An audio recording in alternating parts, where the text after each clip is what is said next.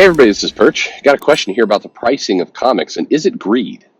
It's a good question, and I think the writer here gets to a pretty good point that I don't know gets doesn't get discussed a lot.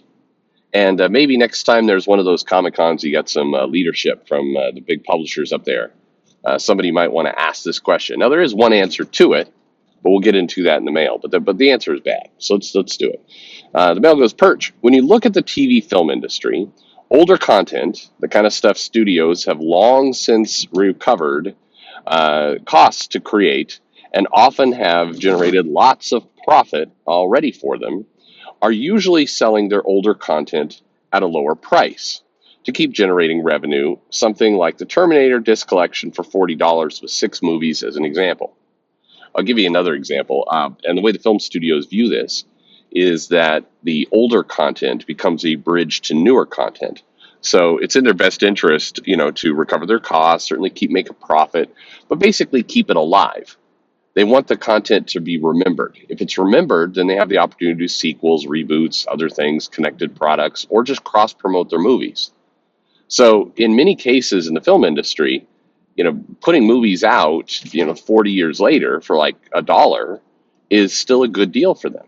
It's still reasonable. Now, if they can charge $5 and people aren't screaming about it, they'll do it.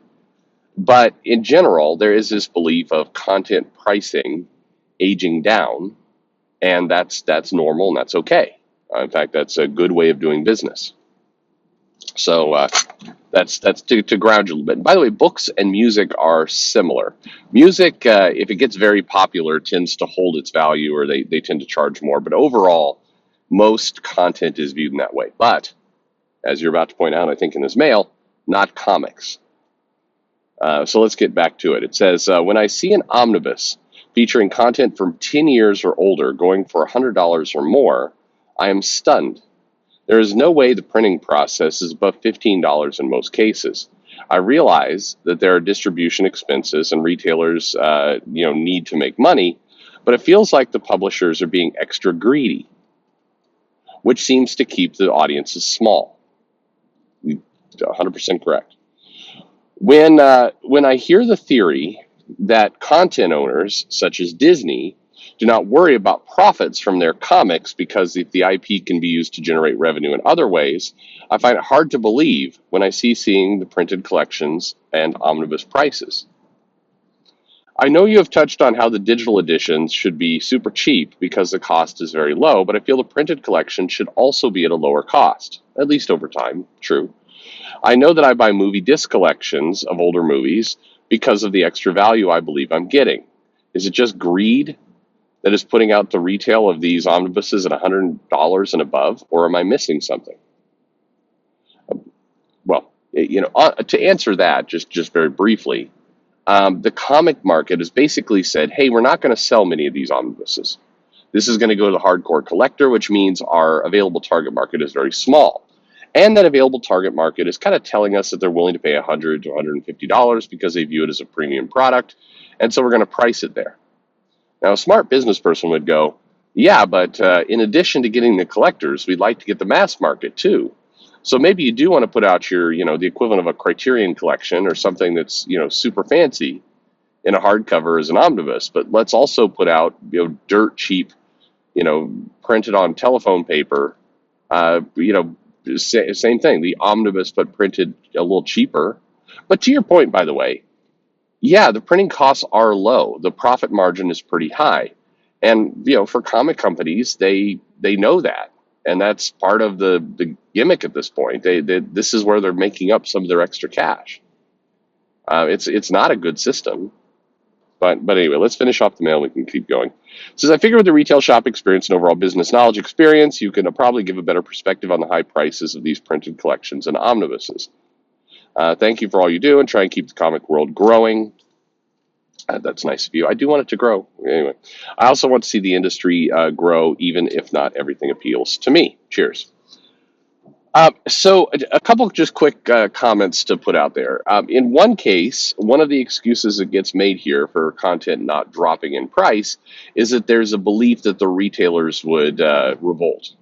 basically that the retailers would say, hey, you're blowing up the back issue market, you're hurting collectability, you're making it hard for me to make money, you can't do that. And because, a decent amount of people who work in for the publishers came from comic shops, or at least believe they're wedded to that kind of brand of thinking, they go along with it. Now, unfortunately, that thinking is highly flawed. The direct market, the comic shops, are appealing to a very specific audience. They're appealing to collectors. They're appealing to people who are going to want first editions, who are going to want, comics as they are, who tend to, not reject trades exactly, but they're going to. This is going to be an audience that is going to be easier to sell $100 omnibus to, but that's a finite market, and over time a shrinking market. So and here's the giant flaw in business thinking that I've had many long arguments at Comics Pro. It does get to be kind of a religious argument. My opinion is that the more comics you get out into the world, as many places as you can beyond comic shops, the better it ultimately is for the comic shop. Why? Because it's growing the audience. It's getting comics in front of people who otherwise aren't going to comic shops, wouldn't think about it.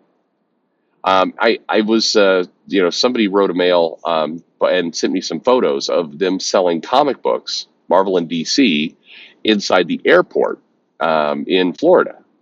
And I've people have asked that before, and I'm like, I don't know if people would really want to carry those things around and everything else. But looking at the picture, having a few graphic novels up there, it's smart. I mean, because here's the very simple use case, or the very simple psychology that you go with. Kids getting on a plane with parents. Parents are like, I don't want you I don't want you playing your iPad or playing screen time for 6 hours on this flight. I want something to read. They look up on the shelf at the airport because they didn't think ahead of time, and they see a bunch of romance books and, spy thrillers and other things. And it's like, I need something for kids. Hey, there's a comic book there. It's a graphic novel. Great. You've got a captive audience who they can hand this thing to and say, well, this is vaguely reading, so, try it. And it's smart. You'll sell a bunch. It makes sense. But get your comics as many places as possible. To do that, you have to lower the price, because if you think about that $100 omnibus, it would never fly in a Walmart. It's not a product that would sell in that form. So you're going to have to make it cheaper, and it is greed at the end of the day. Now, again, I said it was a religious argument. The comic shops are like, if you start putting comics anywhere but the comic shop, people will stop going to the comic shop and the business disappears. I just think that's fundamentally flawed thinking. I don't agree at all. Get comics lots and lots of places. Get people hooked on them. Once they're hooked on comics, they will migrate to the comic shop because they want more. The reality is a grocery store, a Walmart, or whatever it happens to be, is never going to carry all the stock that a comic shop has. It's not going to carry back issues. It's not going to carry 400 comic books a month. It's not going to carry statues and collectibles and all that kind of stuff. It's going to carry a bare minimum, a feeder audience. And that it just makes sense. And I think I have plenty of evidence to prove this is the case, because the direct market itself began because of the newsstand. If you hadn't had comics in grocery stores and gas stations and newspaper stands and wherever it happened to be back in the 60s and 70s, there wouldn't be comic shops, because there would never have been an audience grown to support it. People opened up the comic shop for precisely the reason of, we need to carry more than what the newsstand can support. And we also have people who are collectors who are going to want the comics in better shape or graded or slabbed or all the rest of that kind of stuff. And this is how we find our niche. And it was successful, and it grew. The problem is when you plucked away the newsstand and you just left the comic shop, then it's like you took away the underpinnings of this business. At any rate, that's why the prices are high. They're high because right now it's appealing to a small niche audience. It's not growing. And it's like, take all the money you can. That's the thought process. And you do have people in the retail market, in the direct market, with comic shops, who are like, don't you dare sell this anywhere else cheaper, because if you do, you hurt me. And unfortunately, people are listening. They definitely should stop listening, but they are. It's one of the most maddening things about comics is that I think there's plenty of examples, places where the retailers are not listened to, at the publishers and should be. But there's a handful, and to be fair, when I've had these arguments at Comics Pro or other places, the majority of the retailers have my same, or they're on the same page as me. We have the same opinion. It's a small handful of loud and annoying dicks who, are we probably all know the names. Many of them do articles for Bleeding Cool. When they do that retailer rundown, it's funny because you look at the list and you look at the people who are in that article, and it's like it all skews to one particular group, the group that tends to be pissed about digital, be pissed about Walmart, be pissed about like they're the no, don't change even as the business burns around. There's people who are like DC changing distributors is sociopathic. That's what they got anyway. I don't know. What are you going to do? It's greed. To answer your mail quite simply, it's greed and it's short-sighted thinking.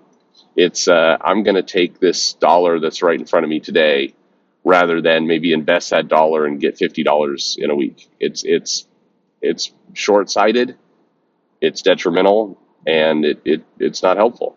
And yeah, a lot of people think like you do. Like this is just too much. Anyway, thank you very much for the mail.